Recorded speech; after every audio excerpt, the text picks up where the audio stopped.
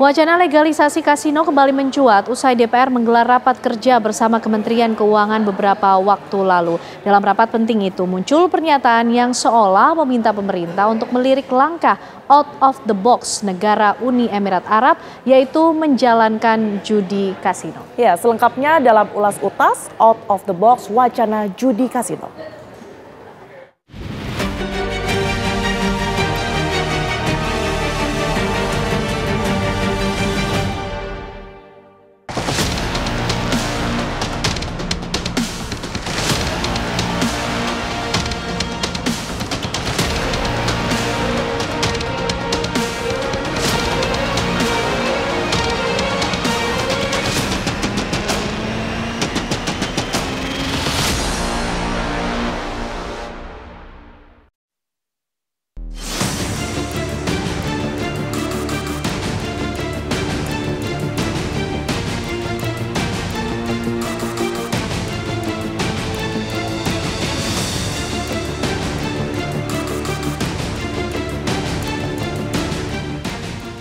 Lagi-lagi, wacana soal membangun kasino atau tempat perjudian legal di Indonesia kembali mencuat. Kali ini, isu yang kerap menuai kontroversi itu berhembus dari ruang rapat Gedung Wakil Rakyat di Senayan, Jakarta. Hari itu, 8 Mei 2025, Komisi 11 DPR RI menggelar rapat kerja bersama Dirjen Anggaran Kementerian Keuangan. Mereka membahas tentang potensi sumber baru selain sumber daya alam untuk penerimaan negara bukan pajak atau PNBP. Melihat kondisi keuangan negara yang sedang berat, berbagai pertanyaan dan usulan pun dikumandangkan para anggota dewan. Salah satunya tentang kasino legal yang katanya mau dibuka di negara Uni Emirat Arab. Mungkin ada extra effort juga untuk mengingatkan KL-KL yang bersangkutan untuk mulai menggenjot sektor non-SDA-nya. Ya mungkin akan terlihat ada kenaikan di sektor lainnya, Pak. Gitu. Kita kan kaya sekali juga dengan alamnya, Pak ya. Gitu. Jadi ya mohon maaf nih, bukannya mau apa-apa, tapi UAE kemarin udah mau jalanin kasino, Pak. Coba negara Arab menjalanin kasino itu kan maksudnya mereka out of the box banget gitu ininya, apanya lembaga dan KL-nya lainnya kan out of the box. Nah kita juga pasti punya tuh out of the box. Mohon maaf apabila ada salah-salah kata. Sekali lagi wassalamualaikum warahmatullahi wabarakatuh. Waalaikumsalam. Terima kasih.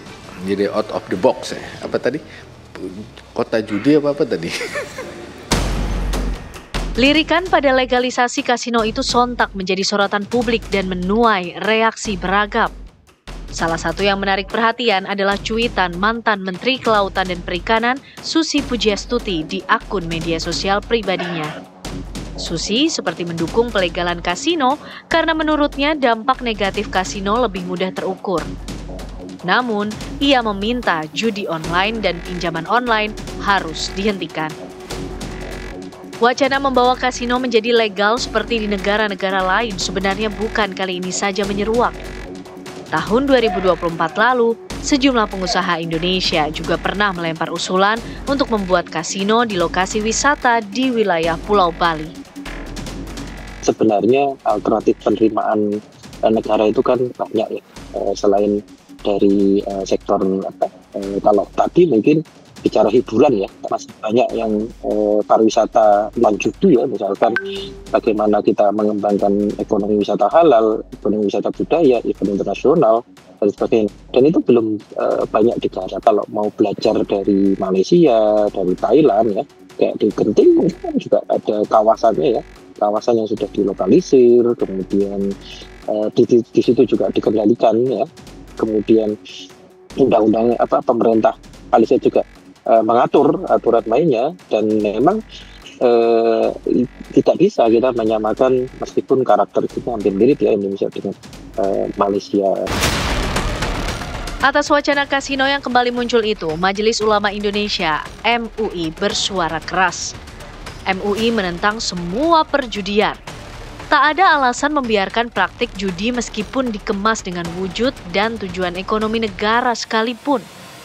judi apapun bentuknya, mau judi offline maupun judi online, itu terlarang secara syar'i. Bahkan perjudian itu menjadi salah satu yang disebut sebagai fahisyah, ya. Sesuatu yang buruk sekali. Karena itu diingkari dan juga dilarang di dalam agama. Cara pandang itu harus dikoreksi. Nah, cara pandang ini yang saya kira tumbuh dari mana? Jangan-jangan dia sudah bersekongkol dengan bandar judi untuk kepentingan keuntungan yang berdampak kepada merugikan masyarakat. Membangun kasino dan melegalkannya adalah wacana yang kerap muncul dengan balutan mendongkrak potensi wisata dan keuntungan ekonomi. Namun, dari kacamata pakar ekonomi, hadirnya kasino justru dinilai berpotensi menimbulkan sederet masalah baru. Karena dampak terhadap ekonomi bukan positif, tapi justru negatif. Kenapa? Karena dari sisi produktivitas masyarakat jadi turun. Uang yang harusnya berputar di sektor real untuk berinvestasi, menciptakan lapangan kerja, uangnya malah pindah ke kasino. Dan kita tahu biasanya tempat-tempat kasino itu pengawasan yang paling berat bukan hanya soal pencucian uangnya, tapi juga ada transaksi narkoba, kemudian ada resiko juga perdagangan manusia, ada transaksi misalnya prostitusi terjadi. Jadi biaya monitoringnya bisa lebih besar daripada pendapatan yang disetor kepada negara. Melegalkan kasino juga dipastikan tak akan menghilangkan praktik judi online. Namun sebaliknya, malah membuat bandar serta pelaku judi online makin menggila. Segmentasi yang masuk untuk berjudi di kasino dengan segmentasi mereka yang melakukan judi online, ini segmentasi konsumen atau pelaku yang berbeda.